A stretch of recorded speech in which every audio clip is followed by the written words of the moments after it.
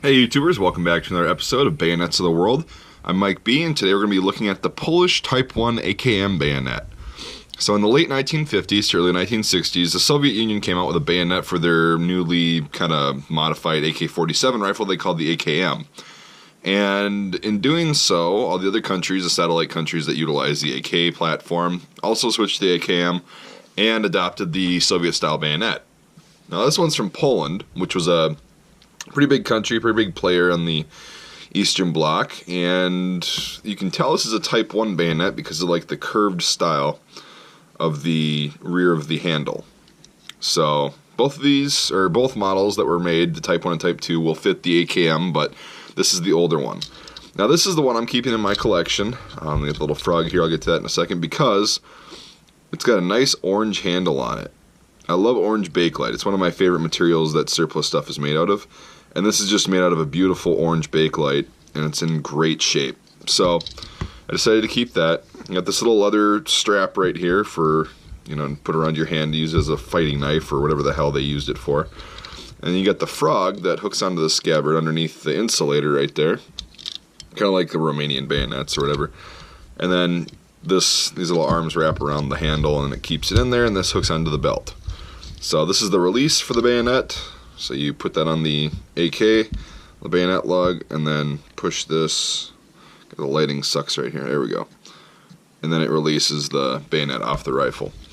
Now a lot of people wonder what this little rubber thing is for on these scabbards. It's not just decorative or anything. The Romanians have their frog over this. It's actually because when you pull this out, as you may know, the reason for that and the hole in the bayonet blade is so they can be used to cut wire. Okay. So like this, it'll actually cut through wire, and I've done it before with a Romanian AK bayonet, and it works pretty well. Now the reasoning for this, the little rubber thing, is bakelite doesn't conduct electricity. Steel does, so they needed an insulator to put on here so you could cut through electrified wire, and thus you get this little rubber thing that's ugly as hell but very functional. My hand's a little bit too big, so I have to use like 4 fingers in order to not get zapped. But anyways, now that you know that little tidbit, here's the blade. Now, if you've seen Soviet bayonets, you'll notice a difference right away. So there's no serration up here like there are in the Soviet bayonets. It's just smooth.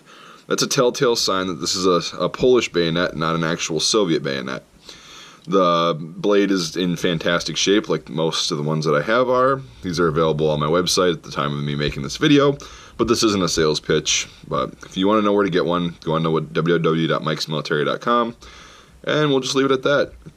So anyways, you get the serial number right here on the handguard, or on the cross, whatever you call it, the cross section, who knows. This one happens to match the scabbard. Sorry it won't zoom in that much. But yeah, this actually is a matching bayonet to the scabbard. And the reason I kept it in the collection, most of the ones that I have are matching, which is pretty cool. So yeah, this is actually a really cool fighting knife too. I've always loved the AK style bayonets, the AKM bayonets, because they're just really short and very effective as a fighting knife. So you can effectively hold it and it's still going to do some damage. I also like the fact that when you stab something with this, the blade's facing up, so you can try and like pull up and tear back. It's a pretty cool thing. The blade's not that sharp. I don't think it's supposed to be. Most bayonets aren't supposed to be super sharp unless you're going to use this as like a utility knife, which I've seen some people, or some knives that, or bayonets that the soldiers have actually sharpened themselves. So, anyways, we'll keep this video pretty short. I like the bakelite a lot, and that's kind of why I admire this bayonet. And I got a couple more that are the orange ones that I'll be selling separately. It's actually pretty hard to get, but yeah, just look at that. Look at that blade. Oh, good stuff. Just in great shape.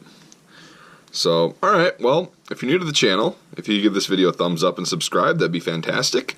For those people who have been watching my videos and are already subscribed, thanks very much. You guys are awesome. Hope you enjoyed this video and hope you learned something. And if you want to check out the Type 2 bayonet, you can check that out in my other videos as well.